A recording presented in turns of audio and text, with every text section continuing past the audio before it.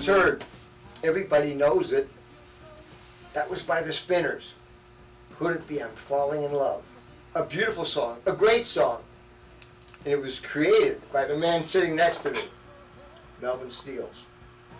And with Melvin today is his wife Adrena, because the song is really about their love and how they met. And he was questioning, am I falling in love?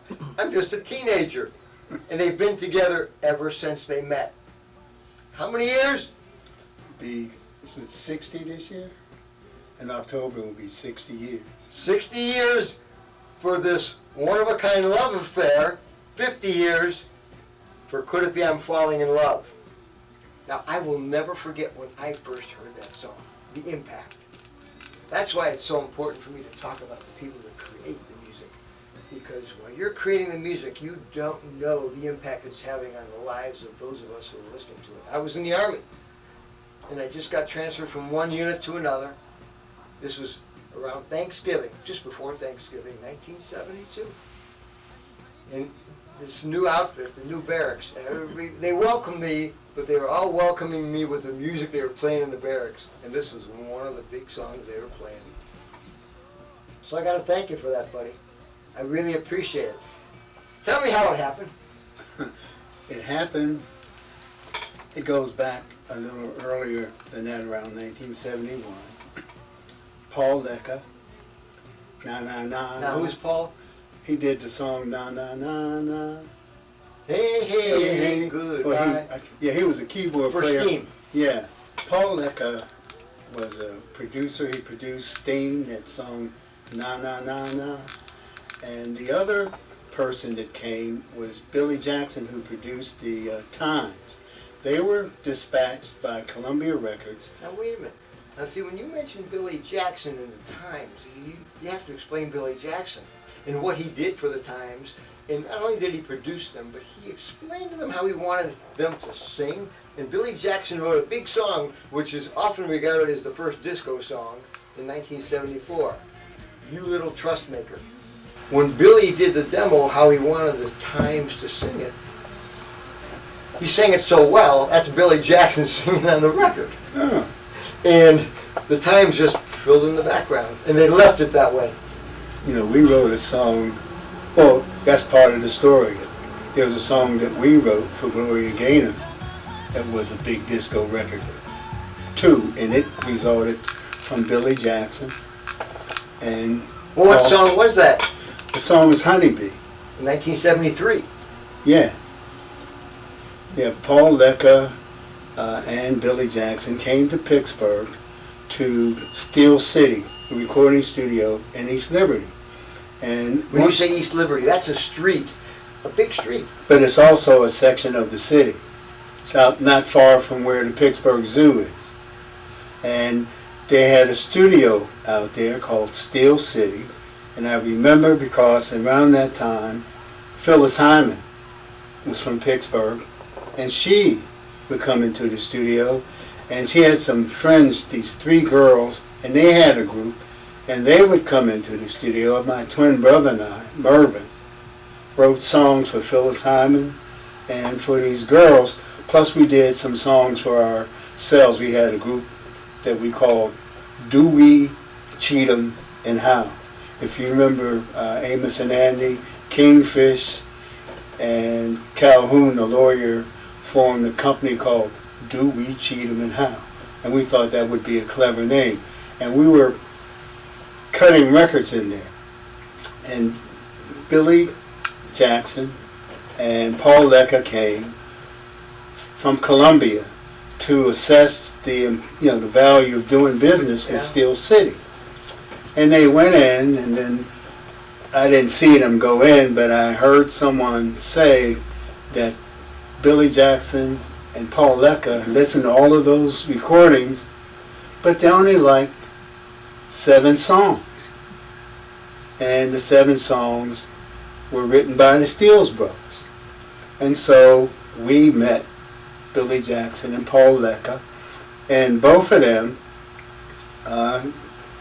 were interested in songs, Billy Jackson wanted a song for Peaches and Herb.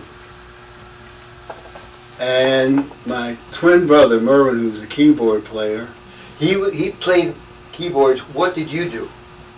I sang. You sang. Yeah. But you were also a lyricist. And I was an English major. I was an English teacher. I spent 36 years being in education.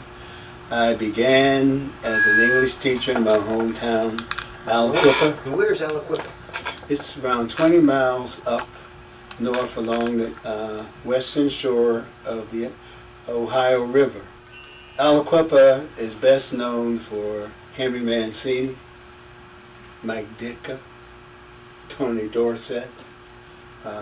There are a lot of great football players that came out of Aliquippa.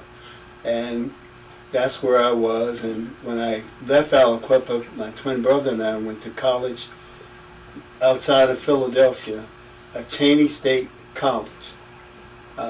If you know who Ed Bradley was. CBS. My brother and I played JV basketball at Cheney, and Ed Bradley used to broadcast the basketball games for the varsity, so he would ride on the bus with us. And also at Cheney was Eddie Holman. Who's Eddie Holman? Eddie Holman is best known for Hey There, Lonely Girl. And my brother and I, well, my brother really found out that Eddie was on campus, and he had a song then called This Can't Be True Girl. And my brother positioned himself in the place we call the snack bar at a certain time because Eddie would walk through there. And as Eddie was walking through, my brother sticked his leg out. Eddie lost his balance. No, he knocked him down. He tripped. He didn't knock him down, but he lost his balance. So he stumbled a little bit. Yeah, and they became friends. And Eddie and my brother, Eddie played the piano, and my brother wanted to learn. And my brother, any place on the campus there was a piano, Eddie would show my brother how to play the piano, how to structure a song. And they were so loud, they threw him, I don't forget how many buildings. Get out of They here. threw him out, and they wrote a couple songs together. We went home for the summer, and we came back. I can't think of the name of the song, but my brother helped Eddie write that song. But there was no credits there, but that's how that business was back in the day. But Eddie took my brother and me, and a friend of ours named Raymond Chip Porter, who was from Penn Hills right outside of the city. We were all classmates at Cheney. And Cheney is famous because it was the first historical black college and university in America. And Cheney, you know, Eddie Holman, but Eddie heard our group and he took us down to Frank Virtue's studio up on North Broad Street. There was another person there, his name will come to me, but we made a recording there. Eddie was the person that took us into the studio. And when we went in the studio... Did Eddie sing with you? No, On that? It was just the two we had of a you. group Your group. called the MCs, because we had a classmate who came in our sophomore year, a guy named James Cheney Turner, and he was a guitar player. And we didn't find out later how good he was, but he didn't have a room.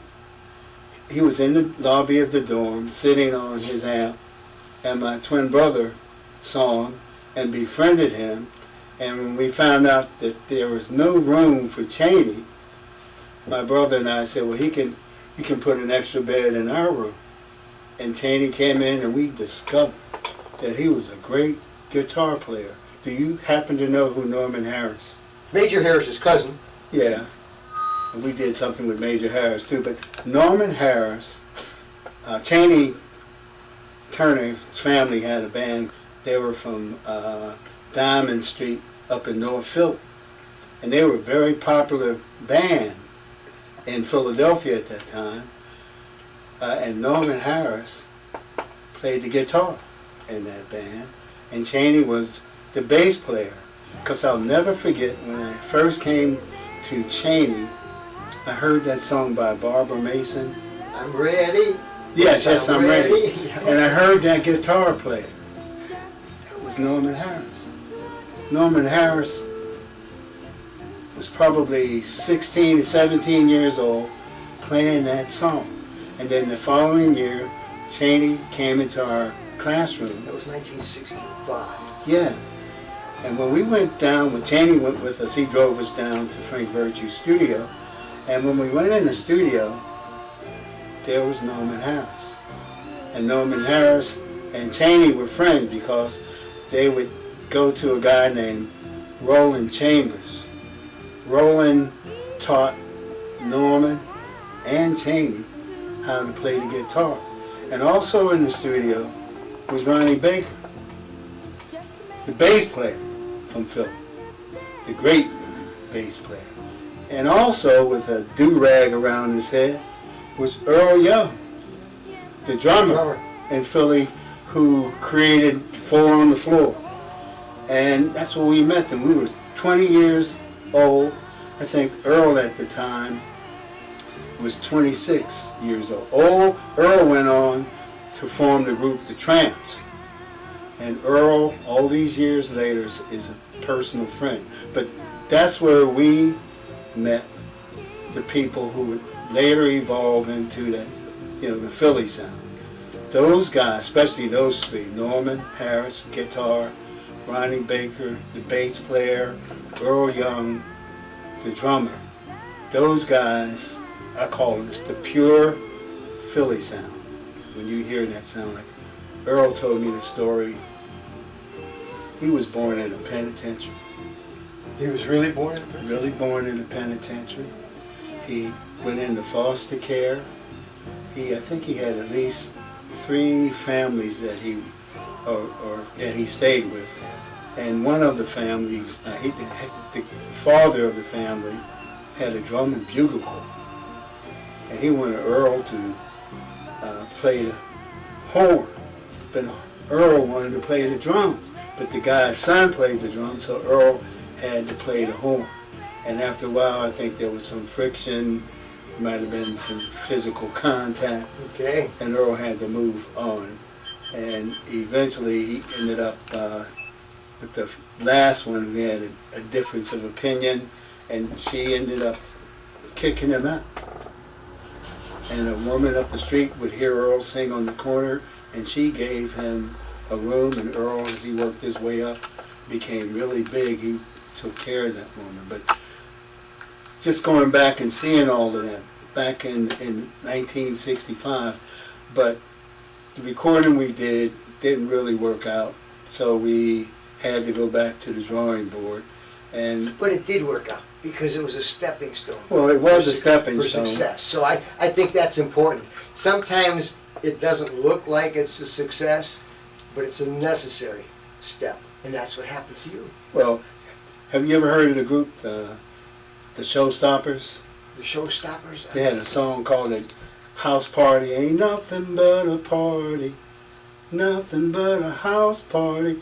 It was a big record back, an R&B record back in the day. And their manager, they had another group, and the group that they had singing the song couldn't sing the song called "Hold On." It was a ballad. And so we had put together another group by then. This is around 1966, 67.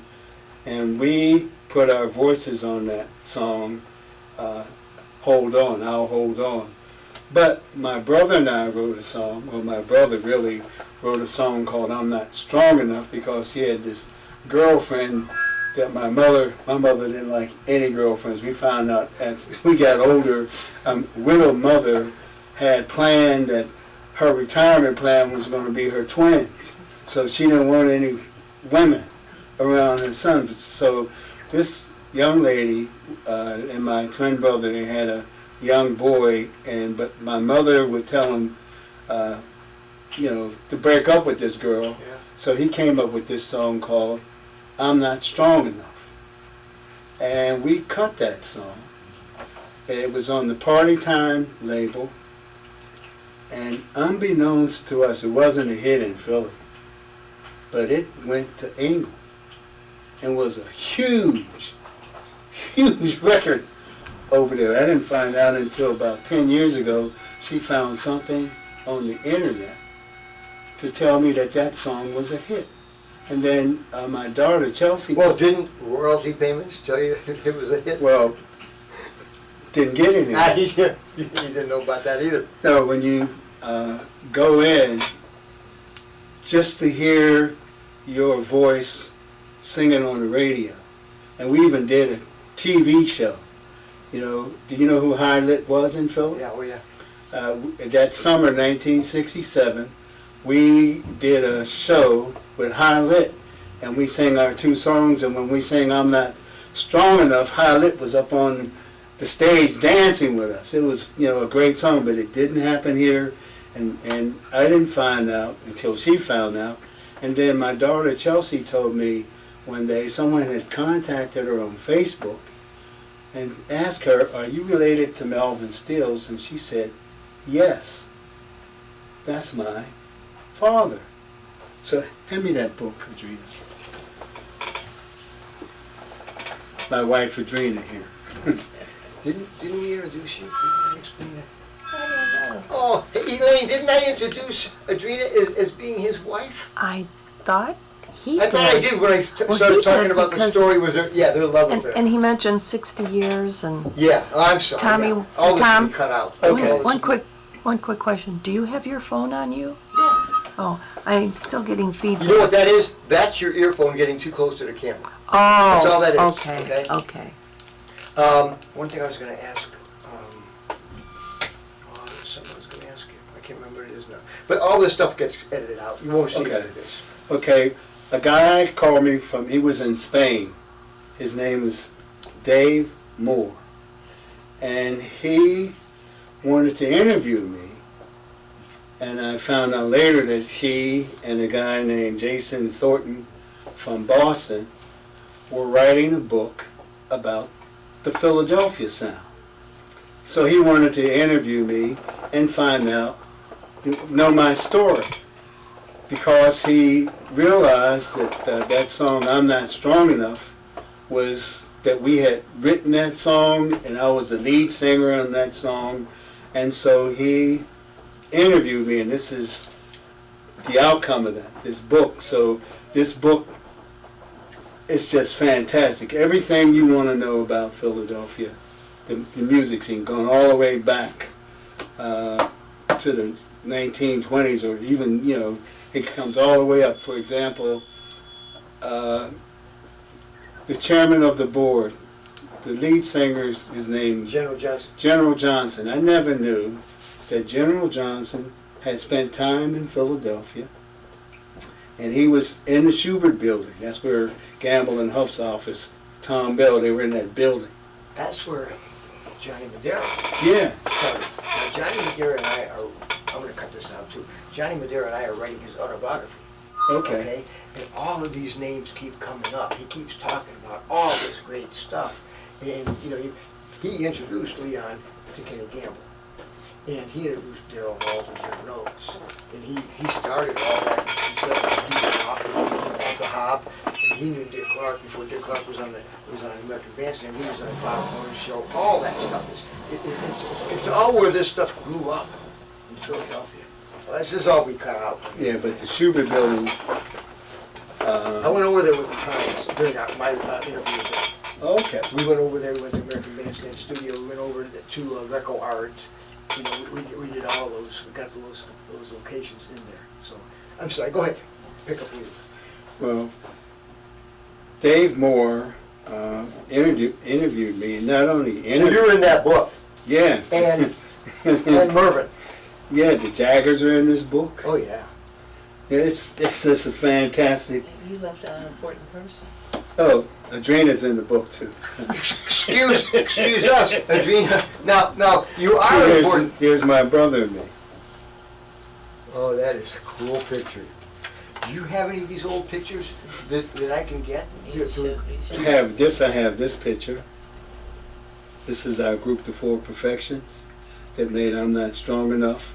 That is a collector's item now. There are the Jaggers, That's a famous picture, yeah, yeah. It's my twin brother and me sitting on our front porch. Do you have that picture at home? We have it at home. We Yeah. provided that picture to them. Yeah, I figured you would, but when we talk about that picture, I want to show that on the screen, okay, Right. so that the audience can see that when we talk about these things. So, do you have a scanner? Is it on? Do you have it on internet? And the important one is this one. That is an extremely important one. That's the important one because that's the two of you looking so good. Look at that. And what are you holding in your hand? A gold record. For? Could it be I'm Falling in Love? We got that from Atlantic Records, and Atlantic Records was so kind, they also gave me a gold record for I'll Be Around. Speaking of I'll Be Around, when I first heard that song in Sigma Sound Studio, Tommy was mixing it. I said, Tommy, that song's a hit. And Tommy said, oh man, that's a B-side. I love that story. And he made it to be a B-side. When you say he made it to be a B-side, again, explain that. What do you mean? Well, the hit side, the A side, is the record that's played all the time. And that was a song called How Did I Let You Get Away, or something like that. And he put it out there. But the disc jockeys flipped it. But what you were going to say was they only put songs out for an A-side. It's going to be a little over 2 minutes long. Right. Tommy extended this song, I'll Be Around, so that they wouldn't play it. Well, I didn't know that, but he didn't think, he said it was a B-side. He didn't want him to play it. In fact, who was it? The vibe player challenged Tommy to write a song. Not Lionel. No, it's from Philly, Vince Montana. And he told Tommy, you can't make a song, like if you listen to I'll Be Around, it's the same thing over and over. What do you mean? The music. It doesn't really change that much. Oh, during the song? Yeah. No. And Vince said, you can't write a song like that. But Tommy didn't change all of that, but he was able to do things with the melody. Because they called Tommy Bell the melody man. Like Linda Creed and they wrote together. And Tommy's gift was that he did the music and he would hum or the melody. And Linda Creed just had to put the words to the melody. And that's why they called Thom Bell the melody man. But he said that song, I'll Be Around, is a B-side. The disc jockeys flipped it, and I'll Be Around. So my brother and I had a similar experience because we wrote a song for Major Harris that was the A-side called After Loving You. And it was like the song with the Spinners did. It got flipped. And on the other side was Love Won't Let Me Wait. So I'm familiar, you know, you can't always tell by emotion, you know, this sounds like a hit, but you don't know until the people hear the song. But that, I never forgot that, and I was right. But Tommy, when he did Could It Be I'm Falling in Love for us, I'll never forget, he took us in and he played the song for us. And neither my brother nor I liked what Thom Bell had done to our song. Well, how did that song get to Thom Bell to begin with? The song got to Thom Bell because of Russell Tompkins Jr. The lead singer of what group? Of the Stylistics. And we had a song called I'll Never Get Tired of Loving You. And it's something inspired by my wife. I thought this would be a great song. So we went down to the Schubert building and we played that song, I'll Never Get Tired of Loving You. And Tommy said, I like it, put it on the reel to reel. And as we were going out of the door of his office, Going home. Well yeah, done. leaving, my brother said, hey Tommy, I got another song for you. And that other song was Could It Be I'm Falling in Love. Now, you already had the song written. Yeah, we had written it for Peaches and Herb, but the word came back that Peaches and Herb said that they could write a better song. And all I can say about that, Go ahead and do it. praise the Lord. Yeah. Since we took it and we played it for Tom, and he loved it. Did Herb tell you that? Well, I could write a better song. No, the word came back through people like we knew, Bernard Purdy, Drummer. the drummer in New York, and they would play on demos. Yeah. And so I think he was the one that, he said, I played on it, but they turned it down. But Tommy took the song and he cut it. And then the song was so long because it was a duet. And the song my brother came up with, Could It Be I'm Falling in Love? And I had to write the words. And I was thinking about Peaches and Herb, and I was also thinking about our dear friend Tammy Terrell, who is like a sister to us. And so I started writing. Now, how did you know Tammy Terrell?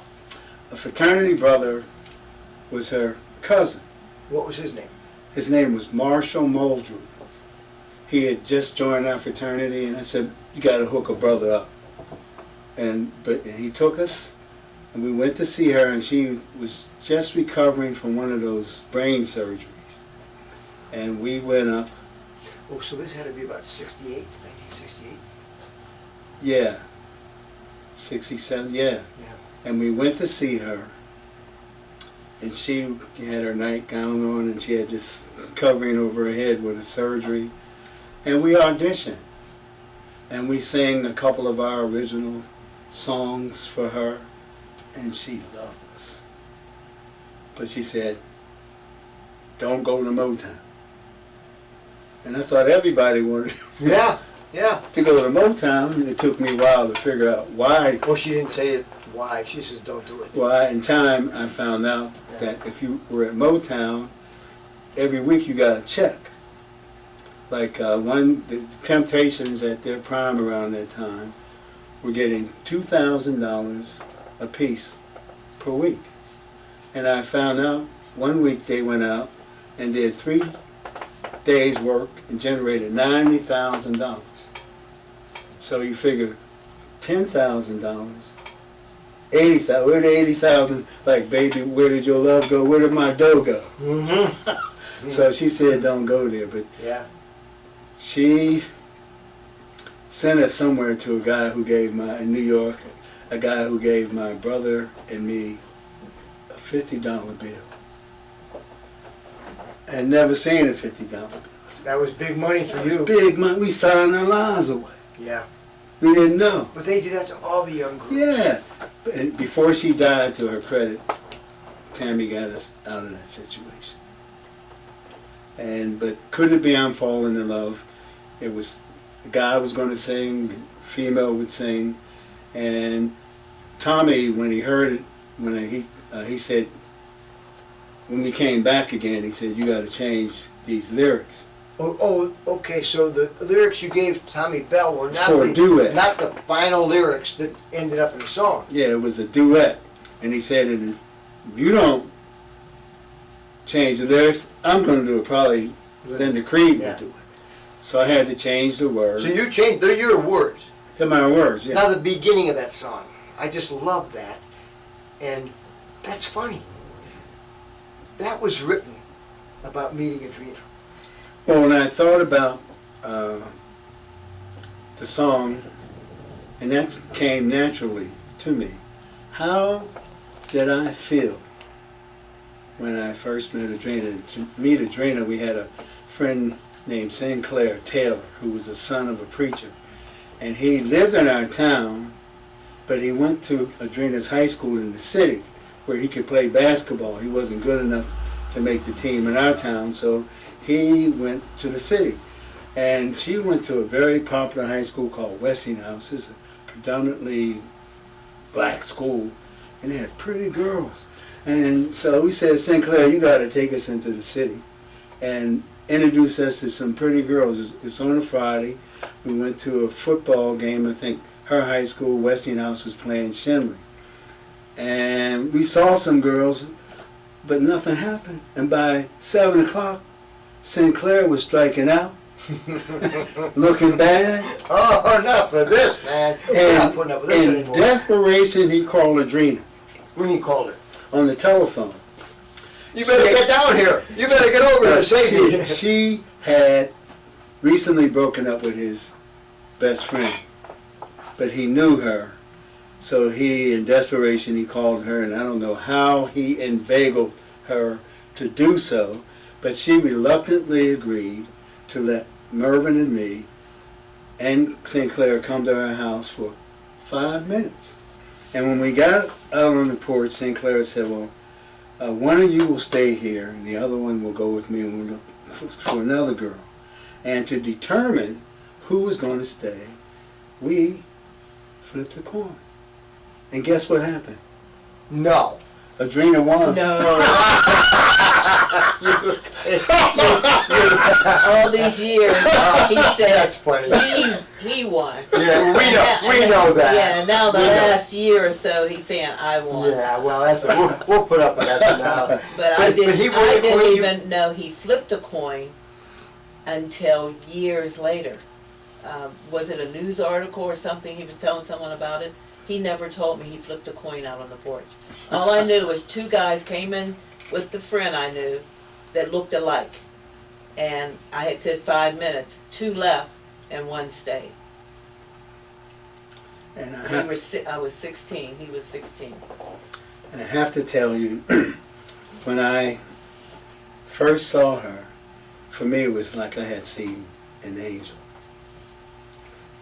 And I just couldn't believe that I had met someone like Adrena. And it took me a month to learn how to say her name. I had never heard the name Adrena. And I didn't know how to say it. And I would listen to her mother and father call her Adrena or Adrena. So it took me 4 months to learn how to say her names. I would, on Saturdays, I was a paper boy living in Aliquippa, and I would take my paper boy money and get on a bus, ride the 20 miles into the city of Pittsburgh, get on a streetcar and ride out to where she lived. You know, as often as I could on a Saturday, that's what I would do. Go and spend the day with her, and around 11 o'clock I would run down to catch a streetcar. And when I was writing Could It Be I'm Falling in Love, I wanted to describe how I felt.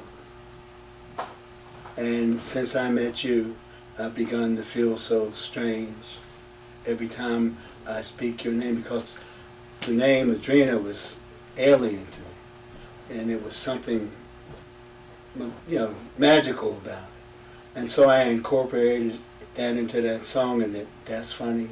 You say that you feel this, and it's a love song, and it's Heaven Made You, special lady. And I like to say, as I get older, I have the pleasure of sleeping every night next to an angel. Now, that's funny. Did you put that in I there? put that in. You wrote that? Yeah. How did Bobby Smith feel when he was singing? And that's funny, because we used to joke about that. That was, well, we just, that was funny to us, that would be in a song. But that was so natural that we thought that was Bobby Smith's invention. No, he sang it better than, but I wrote the words and sang the melody. And it was interesting, at the time we had a Dewey Cheatham and Howe, our group had a band, and we had a bass player and a drummer. I won't say their names, but they were going around telling everybody, oh, we wrote that song, we wrote the words. I'm an Englishman, you know. Well, Now tell me about your education. You talked about that, an English major, in high school, college, and you went on to... Cheney State College, where I became an English teacher. And it's funny. You taught at the college? I learned, they taught me how to be a teacher, And then they put me in a suburban school district called Darby Cohen, where I was a student teacher.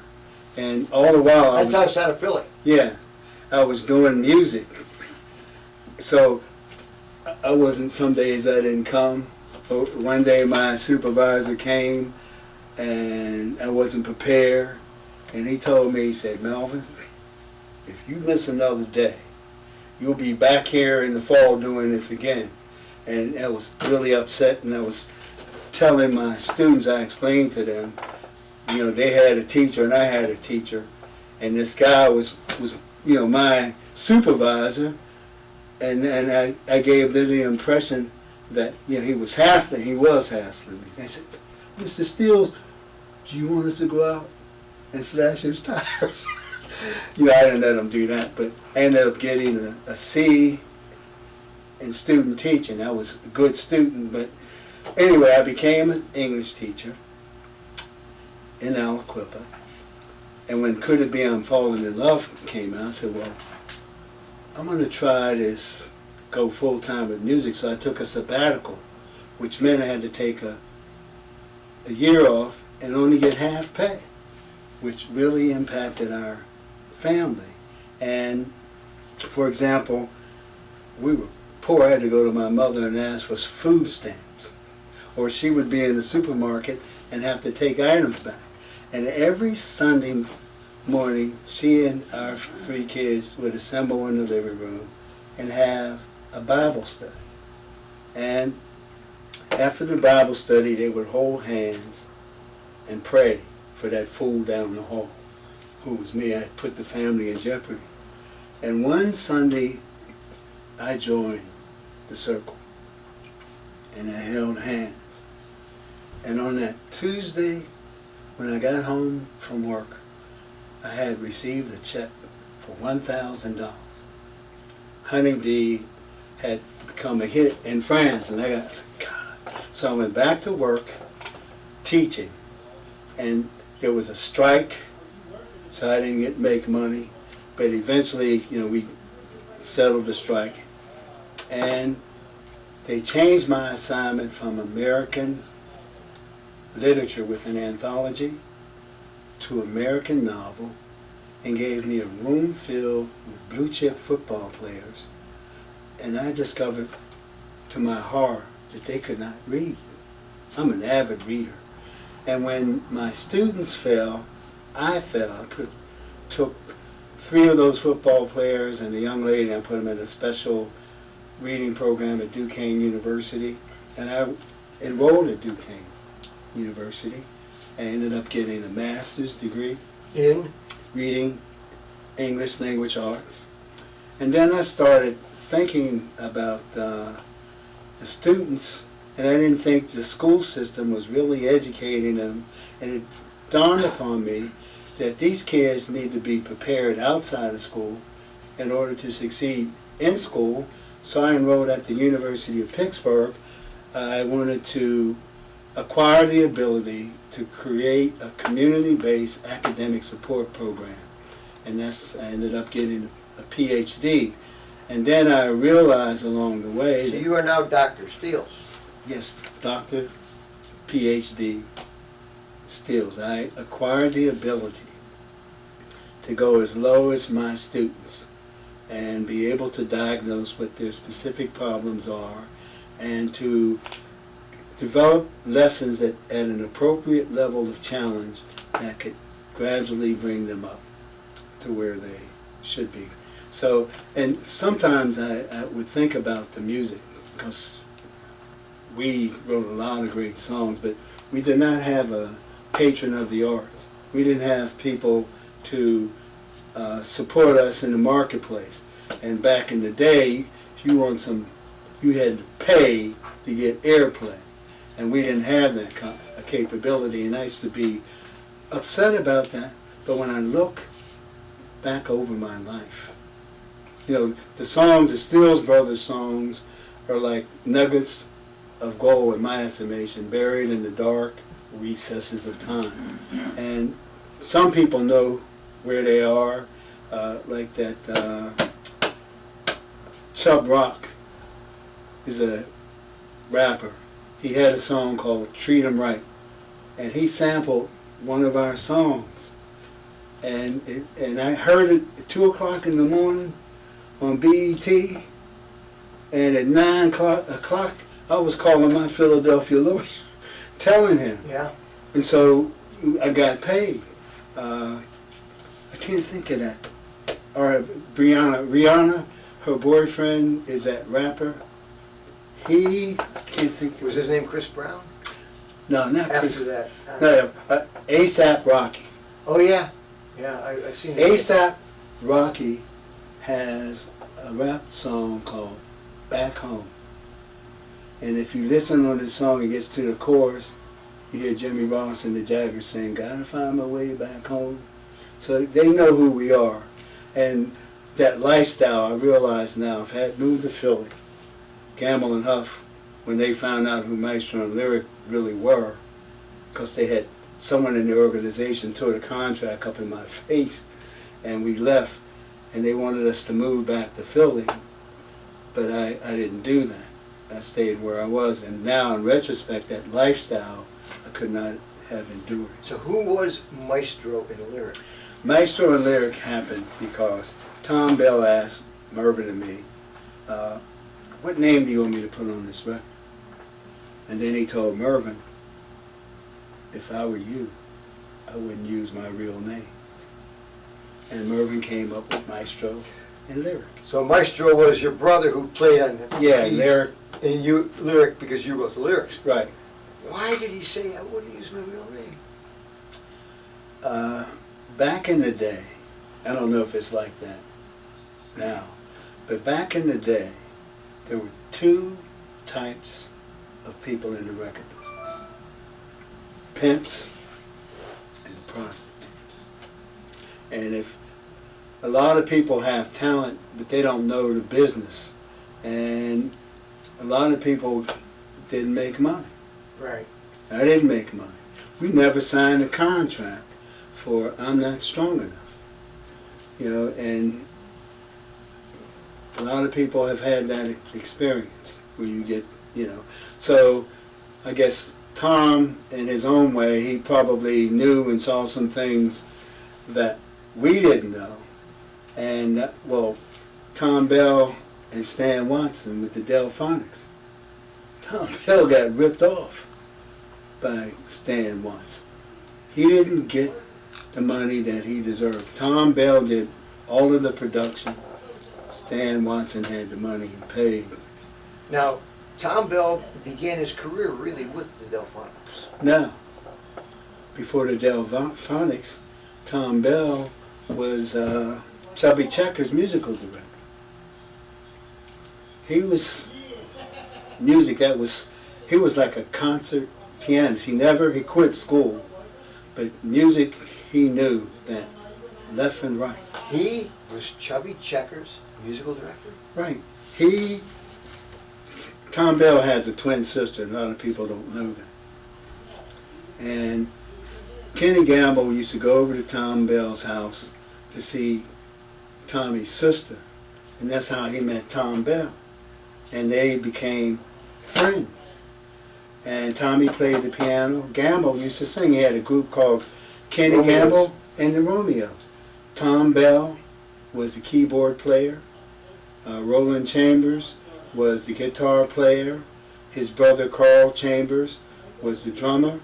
And a guy, I can't remember his name, he was from New Orleans, Winnie they called him. I don't know Winnie's last name, but he was the bass player. That was the original rhythm section for Gamble and Huff, those guys.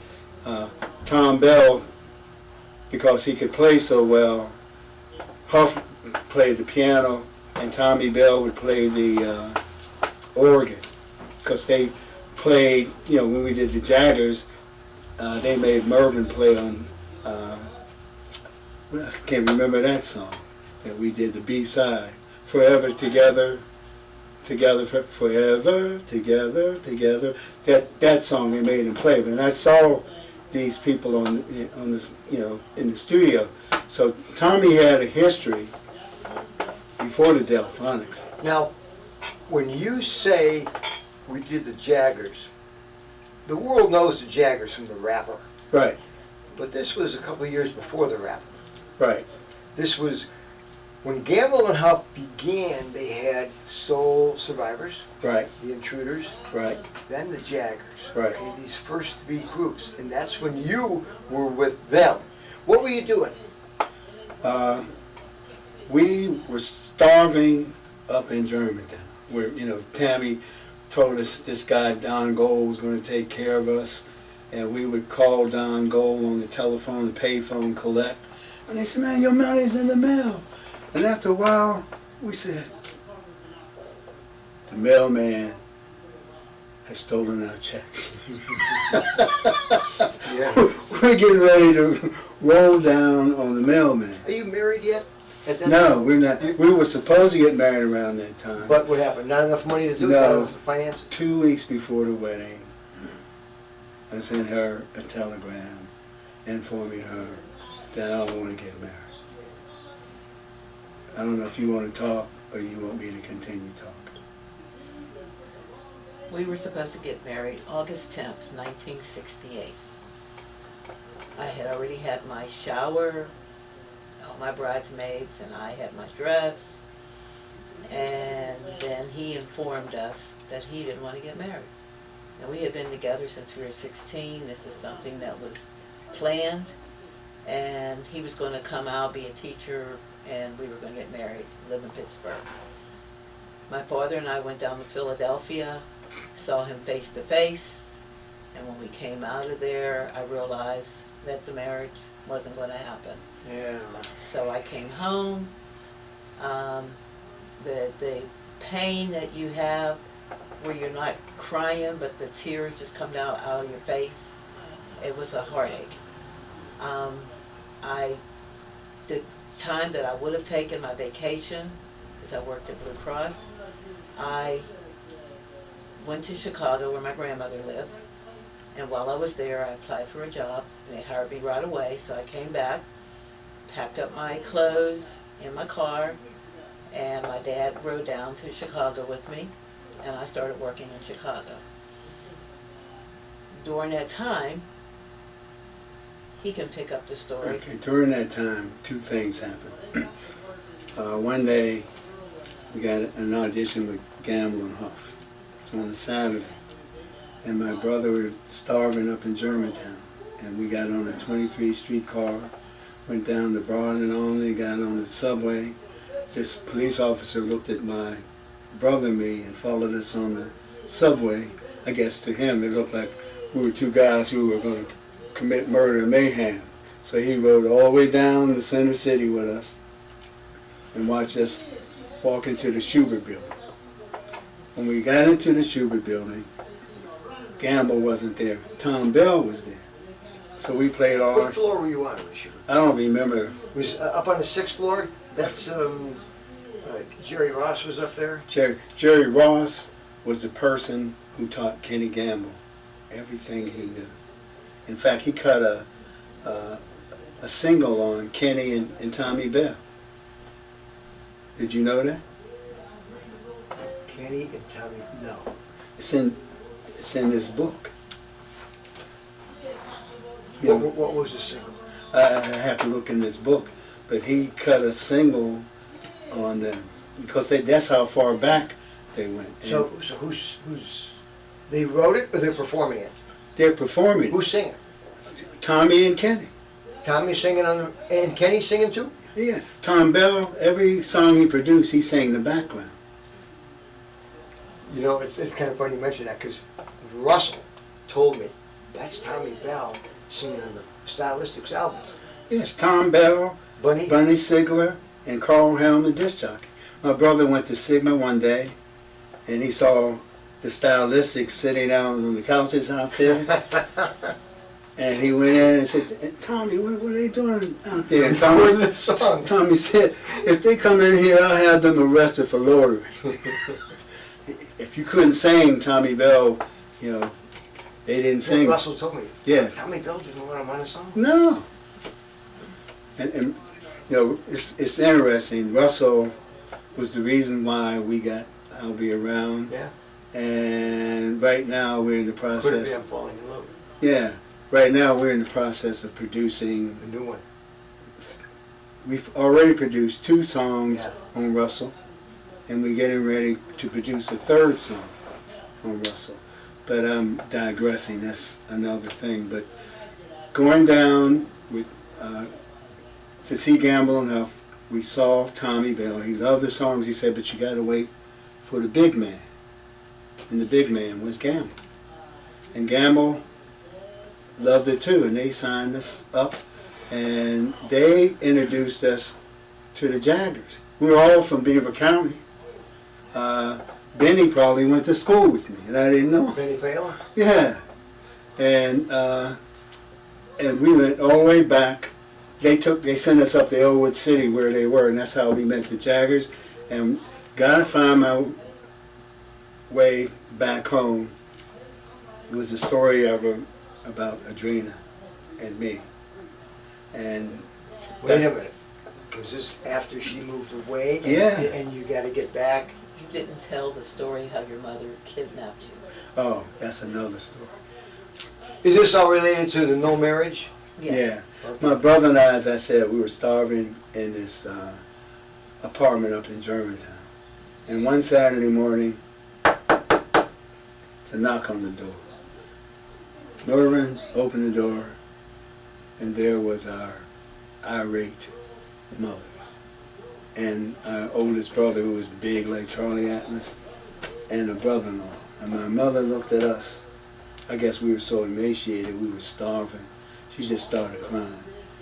And then she uttered a few profanities and ordered us to pack our bags, and that's how I got back to Aliquippa. And I had to take a teaching job. And when I got back in my mother's house, I had a Bible that Adrena had given me when I was when I graduated from high school. And on the sliver, What year did you graduate from high school? graduated in 1964. 64. And on a sliver of paper in this Bible was her grandmother's address in Chicago, and I figured that's probably where she went. So I wrote her a letter, because I used to write a lot of love letters. And she got the letter, and eventually we had a telephone conversation. He wanted to come up to Chicago, and I said no, I didn't want him to come up there. But when I got off the phone, my grandmother heard me, and she told me stories about a person that she was in love with and how they never got together. And then either he was married or she was married. And so she said, I know you're thinking about the hurt and thinking about your mom and dad and everything like that.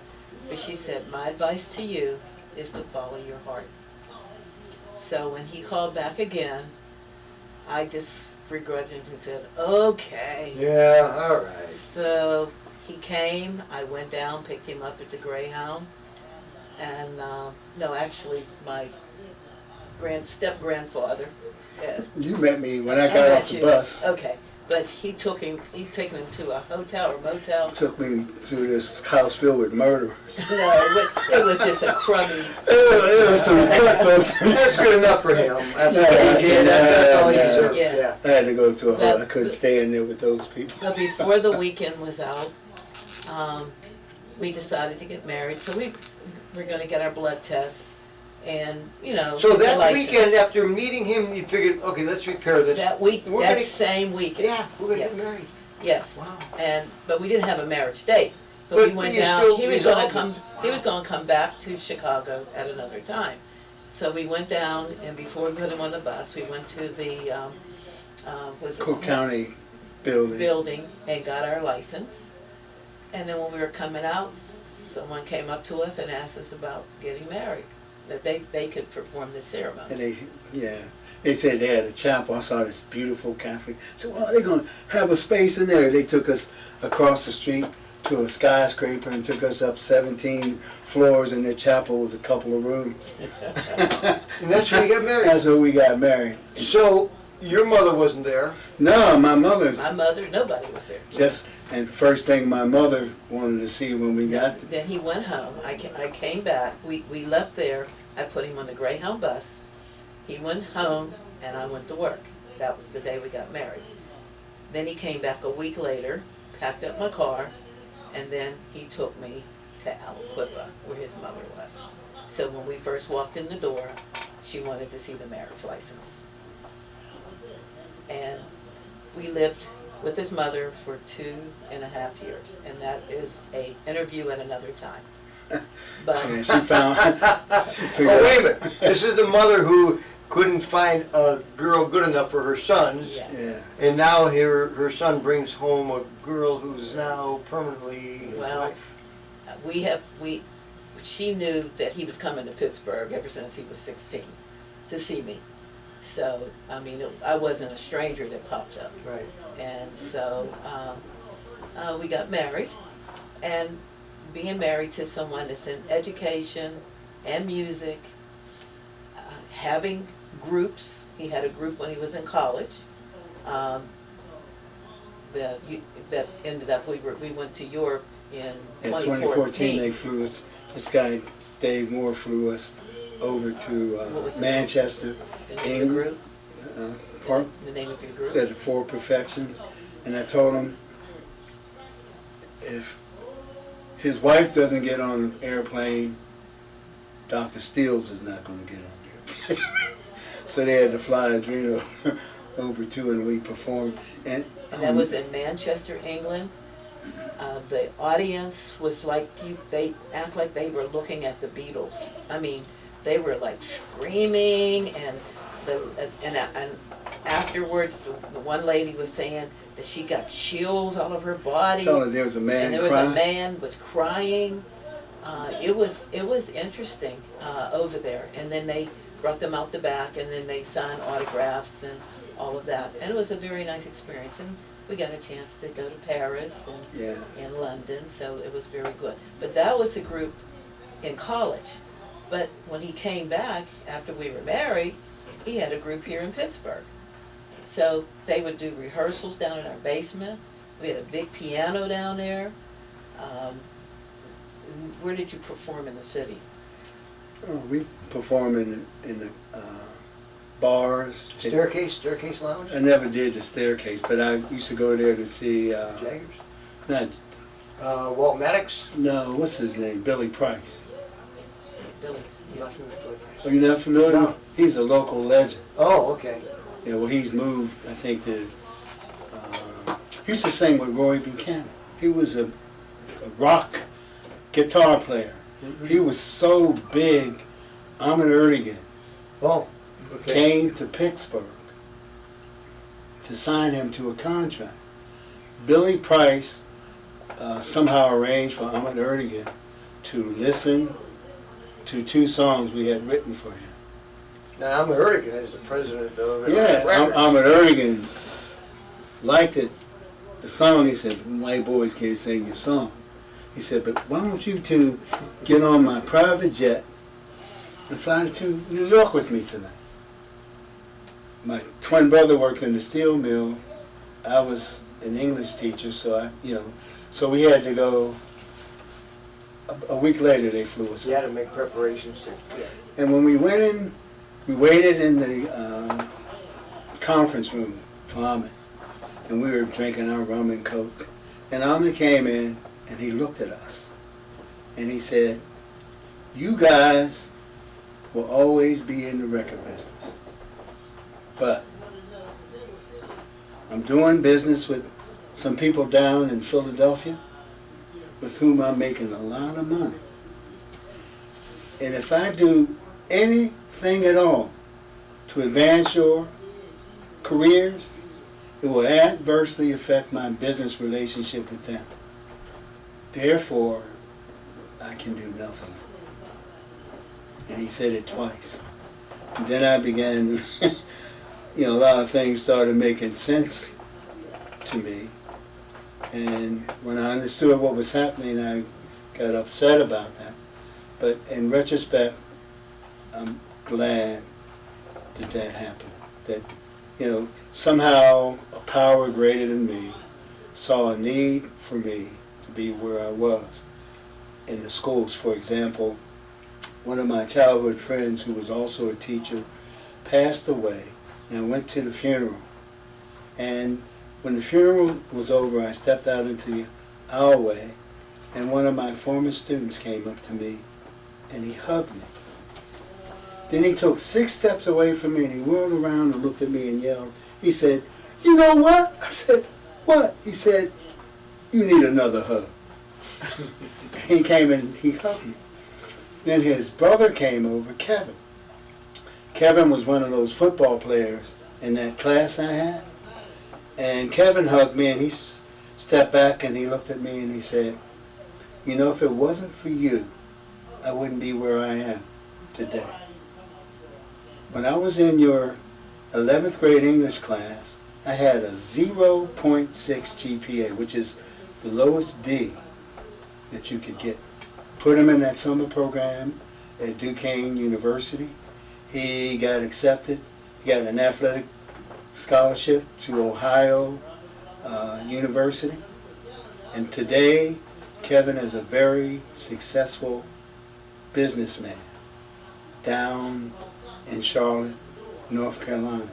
And my kids, I have one former student calls me all the way from California periodically. You know, I guess I became like a father figure to those kids. And when I think about some of my friends in the record business with the drugs and that lifestyle, if I had gone to Philadelphia, because no, maybe I shouldn't tell that story.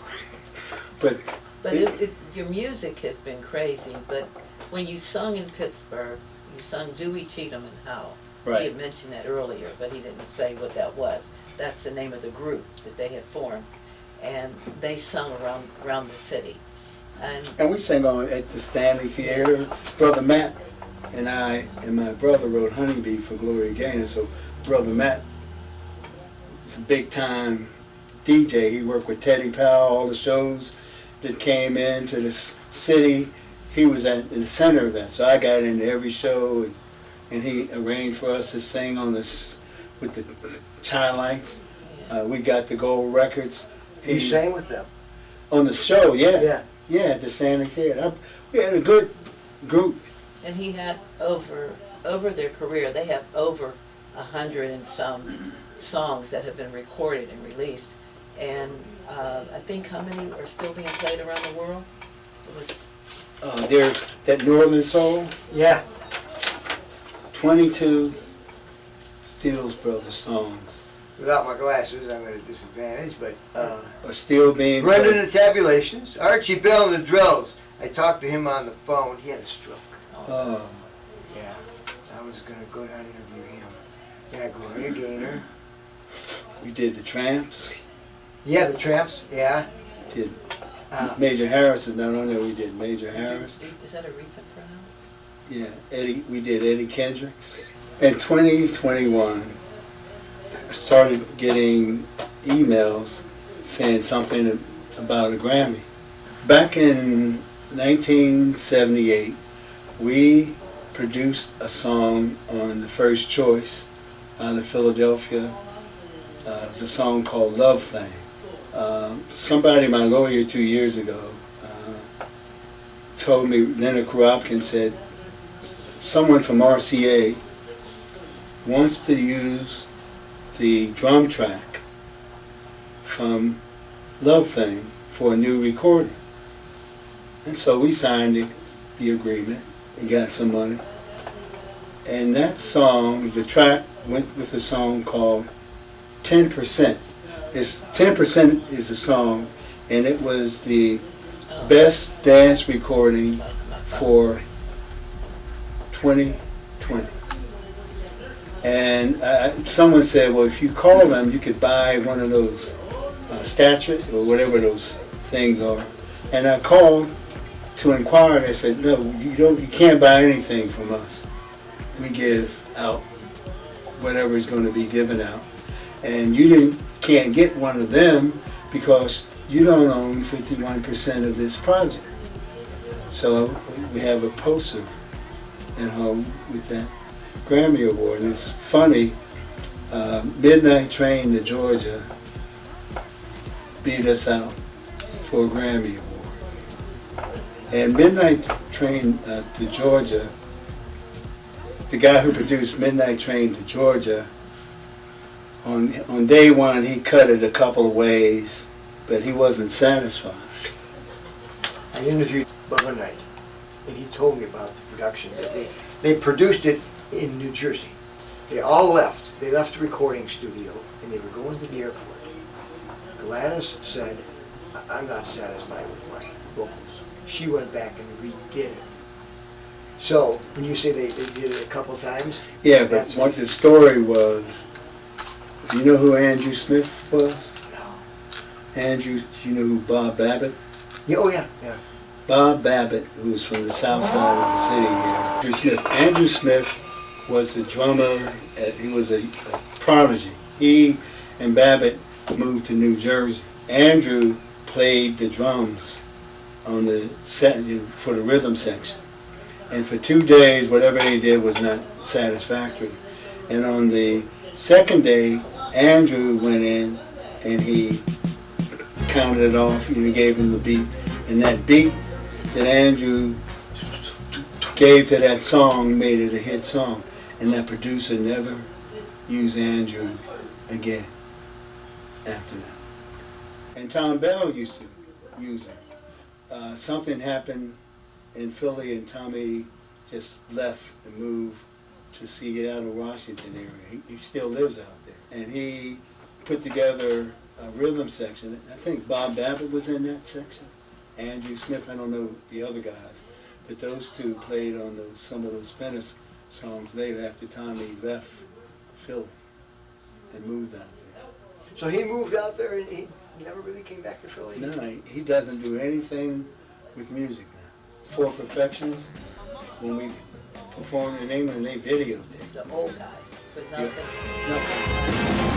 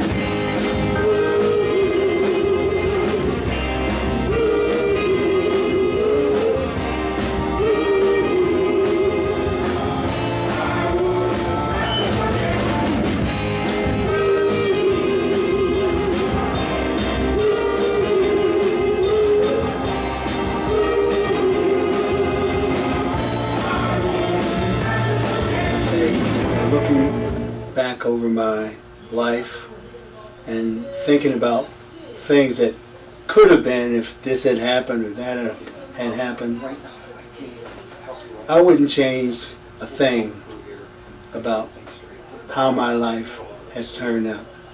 I'm not rich, but I am rich. Yes. I'm rich because I have this wonderful woman who will get down in a ditch with me and dig.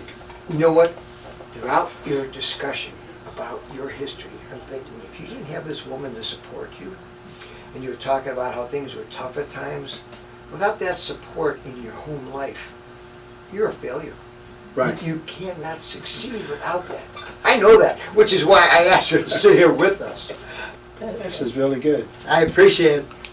I enjoyed it. I enjoyed having you, Pisces. I knew that you had to be here. Something I just love to see it is the Spinners performing Could It Be I'm Falling in Love on Soul Train. Let's watch it together. Okay? Okay? Yes. Okay. Let's sit back and enjoy.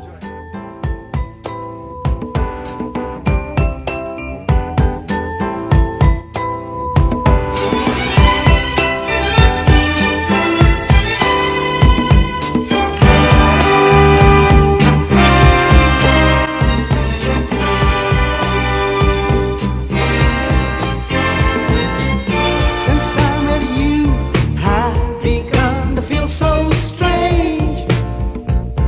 Every time I speak your